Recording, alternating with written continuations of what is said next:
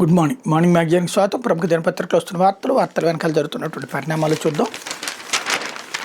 తమిళనాట అదే అనిశ్చితి అన్నటువంటి వార్తను ప్రధానంగా హైలైట్ చేశారు. మద్దతు ఇచ్చినట్టే ఇచ్చి తప్పుకున్న ఐయుఎంఎల్, వామపక్షాలు తోడొచ్చినా దాటని మ్యాజిక్ ఫిగర్, మద్దతుపై నేడు ప్రకటిస్తామన్న వీసీకే, విజయ ప్రమాణ స్వీకారానికి మరింత ఆలస్యం, మూడోసారి గవర్నర్ కలిసిన టీవీకే అధినేత. తమిళనాడులో రాజకీయం పూటకో మలుపు తిరుగుతోంది. ప్రభుత్వ ఏర్పాటుకు టీవీకే నిర్విరామంగా ప్రయత్నిస్తున్న ఆటంకాలు ఎదురవుతూనే ఉన్నాయి. శుక్రవారం మరిన్ని నాటకీయ పరిణామాలు చోటు చేసుకున్నాయి. సిపిఐ, సిపిఎంలు తాము గెలుచుకున్నటువంటి 4 సీట్లకు సంబంధించి మద్దతు లేఖలను శుక్రవారం మధ్యాహ్నం టీవీకేకి అందజేశాయి. సాయంత్రానికి ఐయుఎంఎల్ సైతం తాము గెలిచిన 2 స్థానాలు మద్దతు ఇవ్వనున్నట్టు టీవీకేకి లేఖ పంపింది. వీసీకే మాత్రం శనివారం లేఖిస్తామని చెప్పింది. వీసీకే కాకుండా మ్యాజిక్ ఫిగర్ 118 ఎమ్మెల్యేల మద్దతు ఉన్నట్టు టీవీకే అధినేత విజయ్ రాత్రి గవర్నర్ని కలిశారు. అంతలోనే మా మద్దతు టీవీకేకి లేదంటూ ఐయుఎంఎల్ ప్రకటించింది. గవర్నర్ కలిసే సమయానికి సంఖ్యాబలం 116కు పడిపోవడంతో టీవీకే సందిగ్ధంలో పడింది.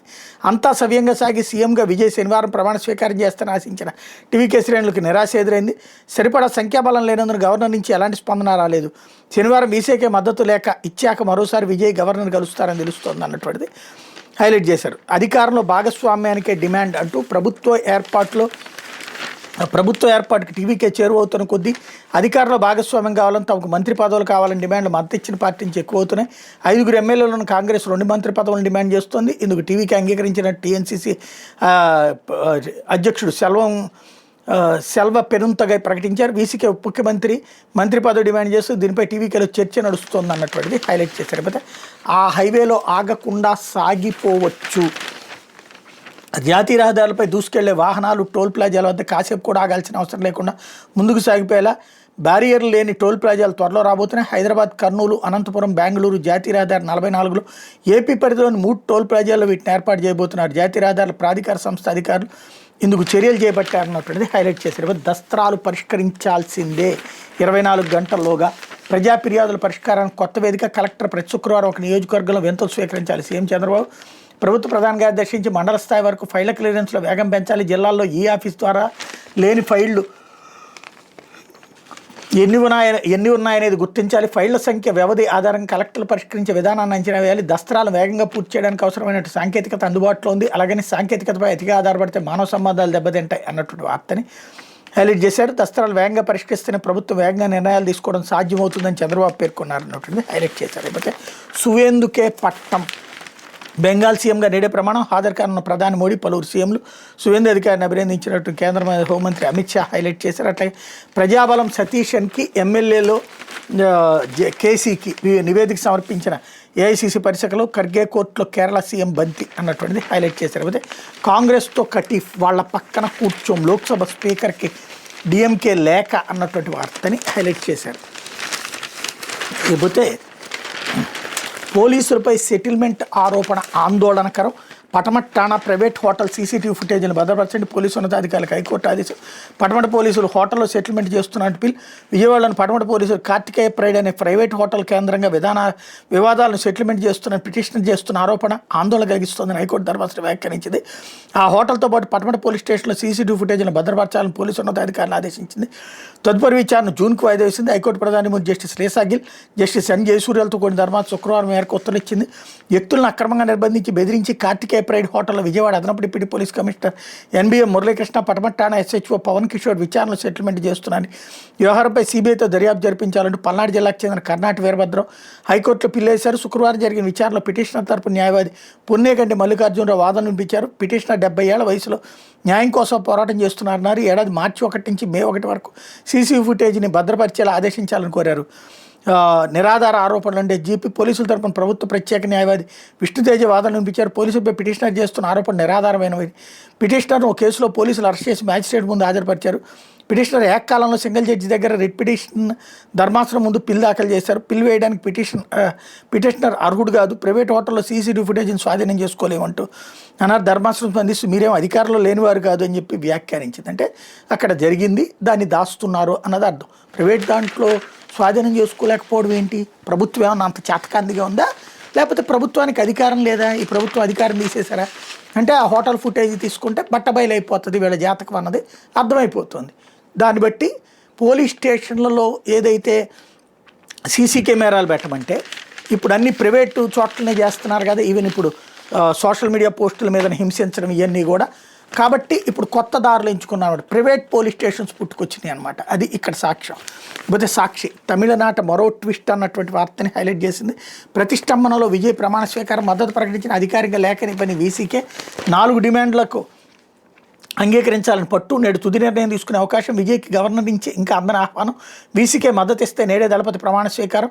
బయట నుంచే మద్దతు ఇస్తామని సిపిఐ సిపిఎం. బెంగళూరుకు చేరిన 4 కాంగ్రెస్ ఎమ్మెల్యేలు.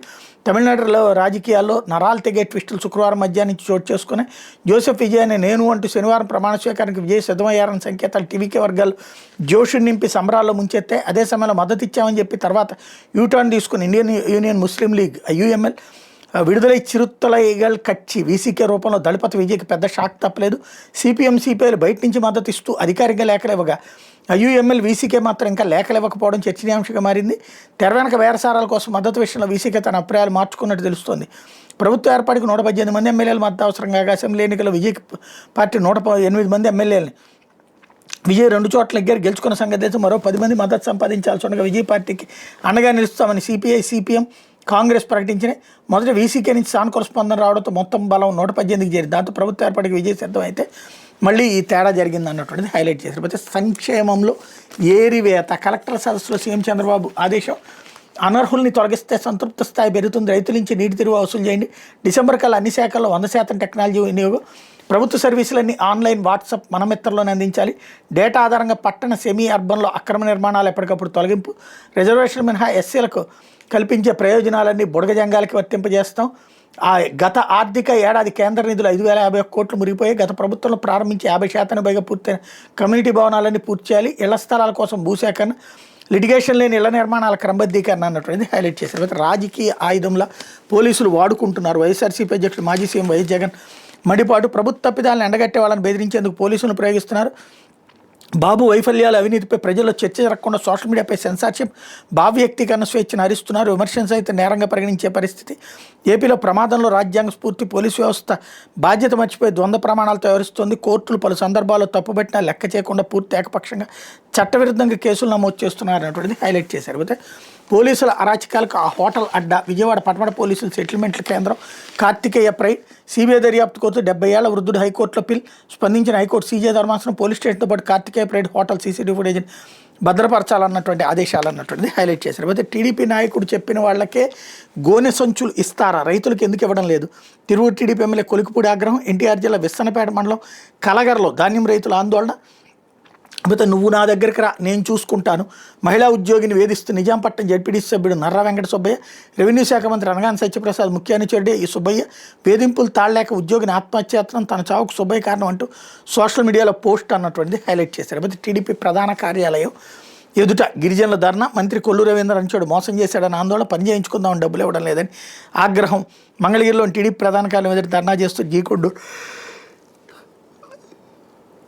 గిరిజనులు అన్నది హైలైట్ చేశారు. అయితే వర్షాలకు ఎల్నినో ముప్పు. జూన్ తొలి వారంలో రాష్ట్రంలోకి నైరుతి రుతుపవనాలు అయినప్పటికీ ఏడాది తక్కువ వర్షపాతం. మరోవైపు తగ్గిన ఎండల తీవ్రత. నైరుతి రుతుపవనాలు ఈ నెల 14 నుంచి 20 మధ్య దేశంలోకి ప్రవేశించనున్నాయి. జూన్ తొలి వారంలో రాష్ట్రంలోకి ప్రవేశించే అవకాశం ఉన్నప్పటికీ ఎల్నినో ప్రభావం వల్ల వర్షాలు తక్కువగా కురుస్తాయని వాతావరణ శాఖ తెలిపింది అన్నటువంటి హైలైట్ చేశారు. లేకపోతే జీవో పక్కన పెట్టు, అనుమతికి డబ్బులు కట్టు. ప్రైవేట్ అన్ఎయిడెడ్ డిగ్రీ కళాశాల నుంచి అనుమతి పేరుతో సర్కార్ వసూళ్లు. రాష్ట్రంలో ఉన్నత విద్యా వ్యవస్థ అస్తవ్యస్తంగా తయారైంది. 4 దశాబ్దాల ఉన్నత విద్యామండలి సేవలను నిర్లజ్జగా పాతరేసిన చంద్రబాబు సర్కార్లు కొత్తగా ప్రవేశపెట్టిన ఉన్నత విద్యా కమిషనరేట్ వ్యవహరిస్తున్న తీరు ఆందోళన కలిగిస్తుంది. అద్దె భవనాల్లో నిర్వహిస్తున్న ప్రైవేట్ అన్ఎయిడెడ్ డిగ్రీ కళాశాలల అనుమతి పొడిగింపు ఈ ఓపీనికి కోసం దరఖాస్తు చేసుకోవాలని జీవో 36కి విరుద్ధంగా నోటిఫికేషన్లు జారీ చేయడం విద్యావేత్తలను కలవరపెడుతుంది. పైగా అద్దె భవనాల్లోని కళాశాలలను మరో చోటికి మార్చడానికి యాజమాన్య బదిలీకి కూడా అనుమతులు ఇస్తుండడం విద్యారంగంలో అనిశ్చితి పెంచబోతోంది అన్నటువంటిది హైలైట్ చేశారు. అయితే నువ్వు నా దగ్గరికి రా, నేను చూసుకుంటాను. అవుట్సోర్సింగ్ ఉద్యోగిని వేధిస్తున్న నిజాంపట్నం జడ్పీటీసీ నర్రా వెంకట సుబ్బయ్య.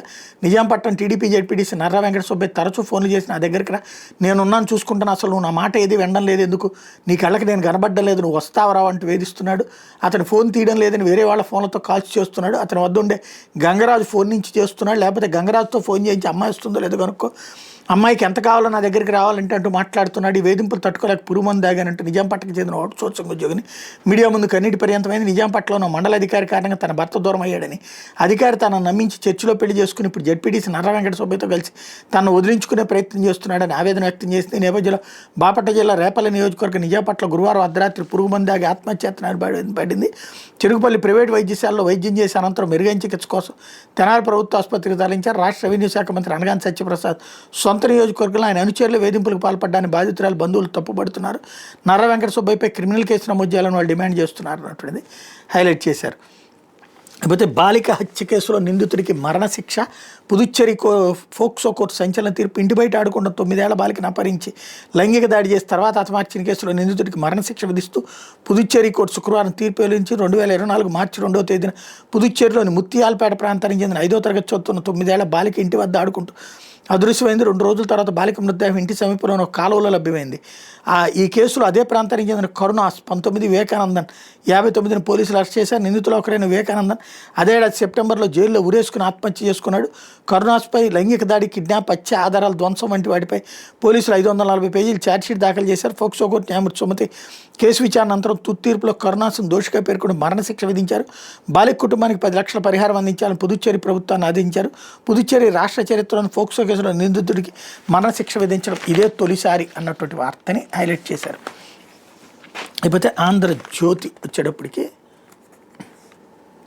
సోమనాథ ఆలయం యాడ్ నిన్న ఇవ్వలేదు అనుకుంటా, అందుకని ఇవాళ వీళ్ళు కూడా యాడ్ వేయించుకున్నారు మళ్ళీ. పోతే మూడోసారి అన్నటువంటి వార్తని హైలైట్ చేశారు. మద్దతు కూడగట్టడంలో విజయ్ విఫలం, మలుపులు తిరుగుతున్న తమిళ కథరా చిత్రం. ముఖ్యమంత్రి పీఠంపై అవే దాగుడు మూతలు. కాంగ్రెస్తో పాటు కొత్తగా సిపిఐ మద్దతు. వరుసగా 3వ రోజు గవర్నర్తో విజయ్ భేటీ. 116 మంది ఎమ్మెల్యేల జాబితా సమర్పణ. ఐయుఎంఎల్ వీసీకే మద్దతుపై సంకేతాలు. ప్రభుత్వ ఏర్పాటుకు గవర్నర్ గ్రీన్ సిగ్నల్ అని వార్తలు. టీవీకేకి మద్దతుపై ఐయుఎంఎల్ వీసీకే ససేమిరా. తాము డీఎంకేతోనే ఉంటామని తేల్చి చెప్పిన నేతలు. లోక్భవన్ నుంచి వెలువడిన అధికారిక ప్రకటన. పళనిని పిలవాలంటూ గవర్నర్కు దినకరన్ వినతి. తమిళనాడు నడుస్తున్న హంగు రాజకీయం సస్పెన్స్ థ్రిల్లర్ను తలపింపజేస్తోంది. తమిళగ వెట్రి కళగం అధిపతి విజయ్తో సీఎం పీఠం దోబూచులాడుతోంది. ప్రభుత్వ ఏర్పాటుకు అవసరమైన సంఖ్యాబలాన్ని సాధించడంలో విజయ్ తడబాటు కొనసాగుతున్నది. వరుసగా 3వ రోజు శుక్రవారం గవర్నర్ రాజేంద్ర విశ్వనాథన్ ఆర్లేకర్ను విజయ్ కలిశారు.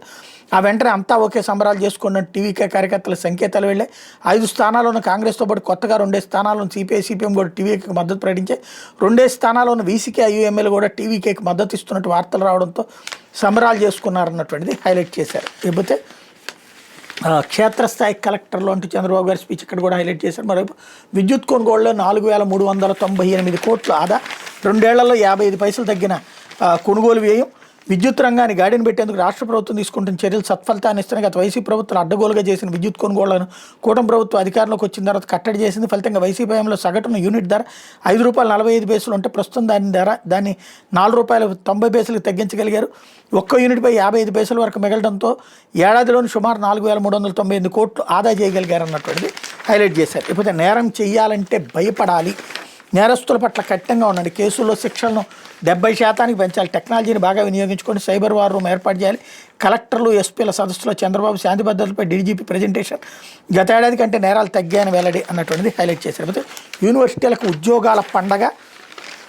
1531 పోస్టుల భర్తీకి ప్రాథమిక నిర్ణయం. ఈ నెల 15 నోటిఫికేషన్లకు జారీకి నిర్ణయం అన్నటువంటిది హైలైట్ చేశారు. అయితే కమిషన్ల కక్కుర్తితో క్వాలిటీ గాలికి. వైద్య పరికరాల కొనుగోలు అక్రమాలు. మెడికల్ కార్పొరేషన్ల పర్సంటేజీల పర్వం. పరికరం నాణ్యత శూన్యం. ధర అత్యధికం. 69 లక్షల ఎక్స్రే మిషన్ 1.2 కోట్లకు కొన్నారు. 6 మిషన్లకు 5 కోట్లు సమర్పయామి. 93 లక్షల మామోగ్రఫీని 1.71 కోట్లకు. 4 మిషన్లకు అదనంగా 2 కోట్ల చెల్లింపు. ఢిల్లీ డీల్స్ అధికారి, ఎక్విప్మెంట్ అధికారి కమిషన్లు. వైద్యులను బెదిరించి మరి అనుమతులు. మరో 39 కోట్ల టెండర్లోని ఇదే తీరు విచారణ చేస్తే అక్రమాలు వెలుగులోకి అన్నటువంటి వార్తని హైలైట్ చేశారు. ఇకపోతే 12-13 తేదీల్లో అల్పపీడనం వాయుగుండంగా బలపడుతుందని అంచనా. 17 తర్వాత అండమానికి ఋతుపవనాలు, ఎండలు, వానలతో రాష్ట్రంలో విభిన్న వాతావరణం అన్నటువంటిది హైలైట్ చేశారు. లేకపోతే యూనివర్సిటీలకు ఉద్యోగాల పండగ అన్నటువంటిది హైలైట్ చేశారు. ఏ యూనివర్సిటీలో ఎన్ని పోస్టులు అంటే ఆంధ్ర యూనివర్సిటీలో 246, ఆర్జీయూకేటీలో 207, ఇట్లాగా ఇది యూనివర్సిటీల్లో ఉద్యోగాలు భర్తీ చేయబోతున్నారు అన్నటువంటిది హైలైట్ చేశారు. అయితే మళ్ళీ పెట్టరేగిన నేపాలీ ముఠా. హైదరాబాద్లో మాజీ ఐపీఎస్ భార్య దారుణ హత్య. 8 నెలల క్రితం పనిలో చేరిన నేపాల్ మహిళ అర్ధరాత్రి ఇంట్లోకి చొరబడిన 2 అనుచరులు నోట్లో గొడ్డలు గుక్కి ఊపిరాడకుండా చేసి హత్య. భారీగా నగదు బంగారంతో పరారైన 3 నిందితులు నేరుగా నాంపల్లి స్టేషన్కి అక్కడి నుంచి రైల్లో ఢిల్లీకి. నిందితుల కోసం పోలీసుల వేట, రంగంలోకి 10 బృందాలు. నేపాలీ ముఠా హైదరాబాద్లో మరోసారి రెచ్చిపోయింది. విశ్రాంత ఐపీఎస్ అధికారి వినయ్ రంజన్ రే భార్య నేపాలీ పని మనిషి దారుణంగా హత్య చేసింది. శుక్రవారం తెల్లారుజామున 2 గంటలకు ఆ ఘటన జరిగి ఉంటుందని భావిస్తున్నారు. హైదరాబాద్ సిపి సజ్జనార్ విచారణలో మాజీ పని మనిషి వెల్లడించిన వివరాల ప్రకారం జూబ్లీహిల్స్ ప్రశాసన్ నగర్లోని 3 అంతస్తుల భవనంలో ఏపీ కేడర్కి చెందిన డీజీపీ స్థాయి విశ్రాంత ఐపీఎస్ వినయ్ రంజన్ రే, ఆయన భార్య తనూజ అలియాస్ సునంద, వారి 2 కూతుళ్ళు ఉంటున్నారు. వినయ్ 2019లో ఉద్యోగ విరమణ చేశారు. గతంలో ఆ ఇంట్లో మీనా అనే నేపాల్ మహిళ పనిచేసేది. వినయ్ తల్లి అనారోగ్యంతో బాధపడుతుండటంతో పనిలో సాయంగా ఉండేందుకు మీనా పూణేలో పనిచేస్తున్న నేపాల్కే చెందిన కల్పనను 8 నెలల క్రితం రప్పించింది. కొన్నాళ్లకు మీనా ఆ ఇంట్లో పని మానేసింది. వినయ్ గురువారం వ్యక్తిగత పని మీద బెంగళూరు వెళ్లారు. ఆ రోజు రాత్రి తనూజ గ్రౌండ్ ఫ్లోర్లో తన గదిలో నిద్రించారు. ఆమె 2 కూతుళ్ళు పై అంతస్తులోని గదుల్లో పడుకున్నారు. అర్ధరాత్రి తర్వాత కల్పన బయట నుంచి తన అనుచరులు 2 ఇంట్లోకి పిలిపించుకుంది. సీసీ కెమెరాలో కనిపించకుండా ఉండేందుకు పథకం ప్రకారం ఆ 2 పార్క్ నుంచి ఒక చిన్న గేటు ద్వారా ఇంట్లో ప్రవేశించారు. 3 కలిసి తనూజ గదిలోకి వెళ్లారు. గాఢ నిద్రలో ఉన్న ఆమె చేతులు కాళ్ళు కట్టేసి నోట్లో గుడ్డలు గుక్కారు. ఊపిరాడకపోవడంతో మృతి చెందారు.